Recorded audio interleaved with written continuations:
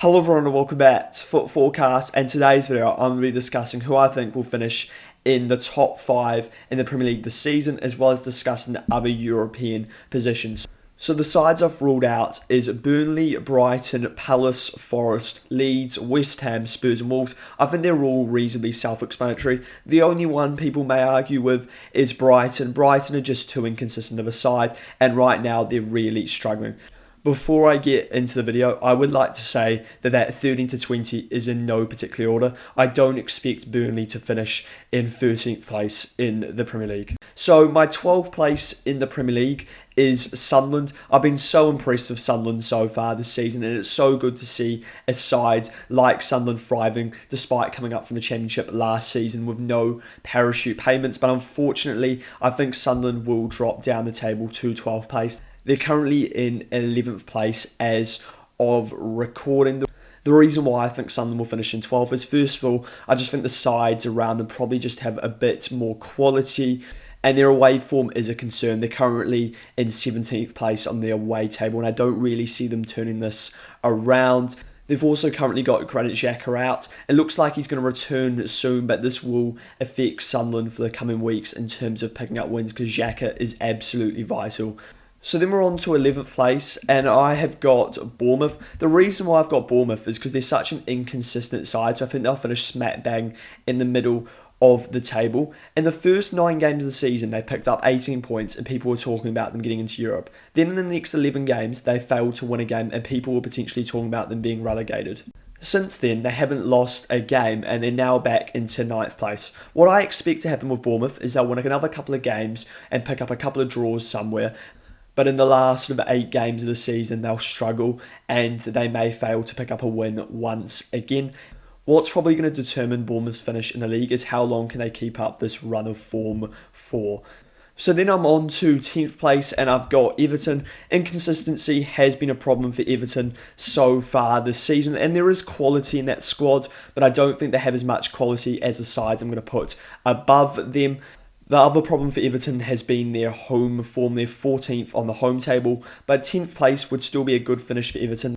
They would have dropped down 2 places though, because they're currently in 8th place in the Premier League. I'm also just not that convinced by Everton's attack. I think Iliman Ndiaye is great, but the striker and left winger that play, whoever it is, doesn't really perform at a level of a side finishing higher than 10th place. The defensive midfield, though, is very good for Everton, and the keeper, of course, in Jordan Pickford. So then we've got 9th place, and I've decided to select Fulham. This would be a good season for Fulham. Once again, inconsistency is a bit of a problem for Fulham. Recently, they failed to win in their last 3.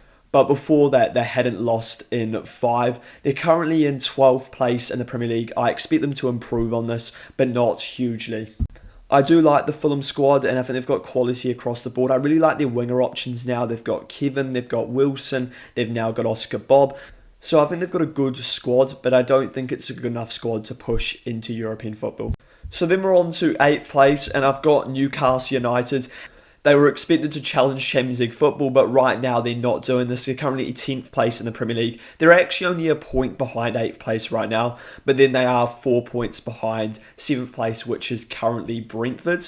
And it's been a very difficult season for Newcastle, losing Alexander Isak, and I don't think they've really recovered from this. Neither Voltemada or Wisser have managed to offer what Isak offered up front for Newcastle, and the attack struggled all season. Defensively, they've also been poor, which is a surprise considering how good defensively they've been in previous seasons under Eddie Howe. And Bruno G is now injured for a couple of months. This is going to really affect Newcastle.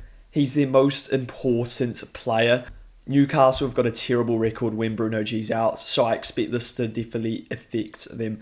So then we're on to 7th place, and I've got Brentford, and this would be an unbelievable season for Brentford. I don't expect them to push any further than 7th place. They are currently in 7th place, and it'll be more about can they retain this position. This would also be at least Europa Conference League and potentially Europa League, which would be unbelievable. They're just such a well-run club. They've replaced Frank, Wisser, and Mbeumo and Norgard perfectly this season. And the reason why I've decided to select Brentford in 7th place, I think they're the most consistent side out of all the sides from 7th to 12th place in the Premier League. They don't have the most quality, but they find ways to pick up some incredible results. For example, the draw at home to Arsenal, they were better than Arsenal in that game. The away win at Newcastle, the away win at Aston Villa, they've been really good recently, and I think they can continue this for the rest of the season. I don't expect them to push top six because of the quality of the top six compared to Brentford. So then we've got 6th place, and I've decided to select Chelsea. This will be controversial. I expect Chelsea to struggle for the rest of the season. Their fixtures are absolutely horrendous, and I think that's going to show. I'm also not convinced by Liam Rosenior. He's picked up some good results against mediocre sides, but I'm not convinced he's going to be able to replicate those results against the stronger sides. I think they're going to narrowly miss out on Champions League football. I expect 3 to 6 in this league to be very tight. So then we're on to 5th place, and I've decided to select Manchester United, and the reason why is because I think United are a very good side, one of the best sides in the league, when it comes to counter-attacking football and playing football when they've got space and against sides that look to match them. And we've seen this recently against Man City and against Arsenal. They were excellent at this.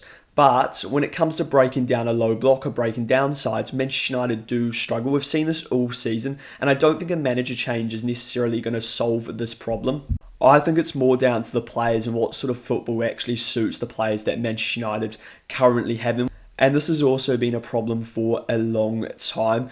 And we also saw United struggle against this sort of opponent under Carrick.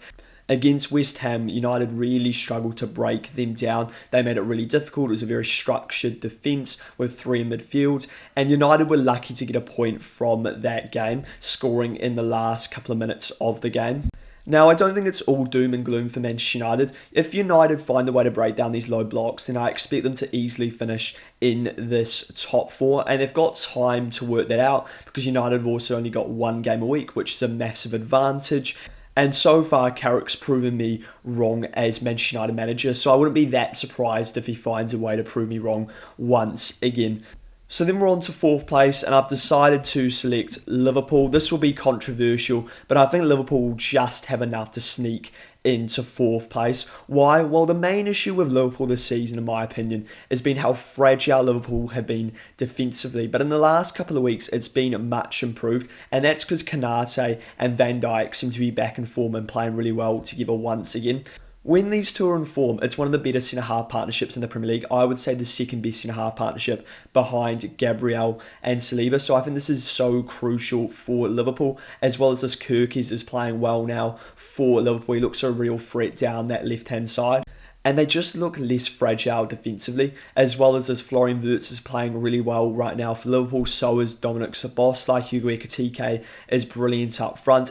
And if this does click for the rest of the season, then they do have enough quality to finish in 4th place.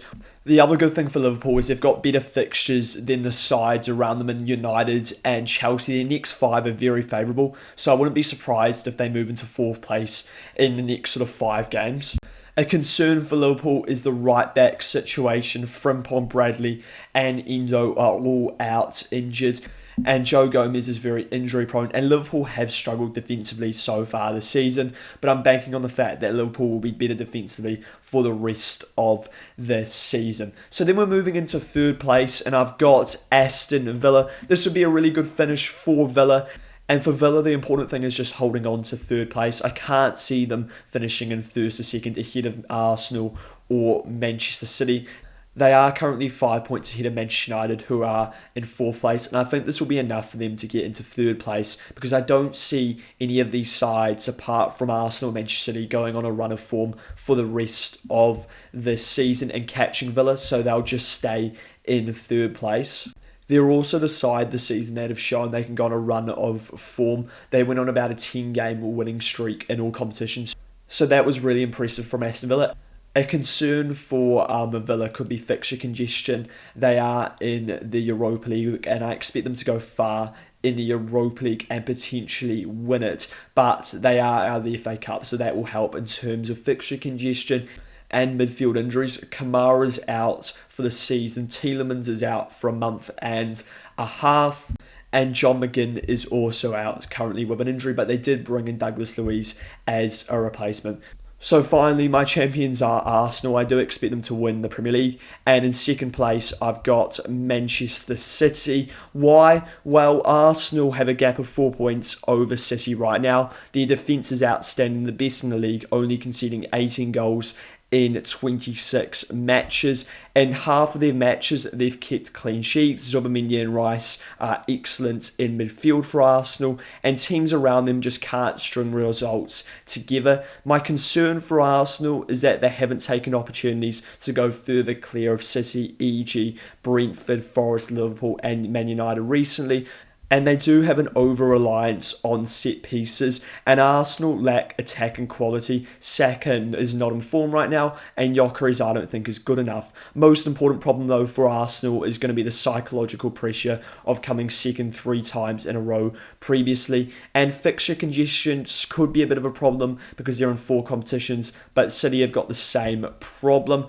But overall, I expect Arsenal to win the Premier League. I think they've got enough to get it over the line, and their fixtures just aren't that difficult. Their tough away games are City and Spurs, and the only reason Spurs would be considered tough is because it's a derby, but Spurs are crap, and I think they should be fine for that game. Looking at City, they're a good side, and I'm not going to write them off completely yet.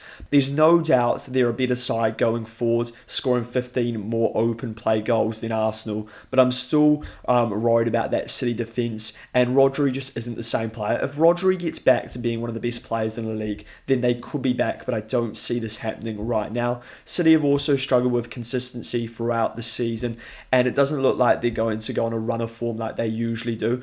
That's the other important factor. Around now, City usually go on a bit of a run of form, and I'm just not seeing that from them right now. They've also struggled for consistency in games this season, often playing a lot worse in one half. For example, against Spurs, when they were in control, winning 2-0 at half-time, and they managed to throw away that lead. Let me know your thoughts on this top 5 in the Premier League. Where do you disagree? And if you enjoy this video, subscribe to the channel as well as liking the video.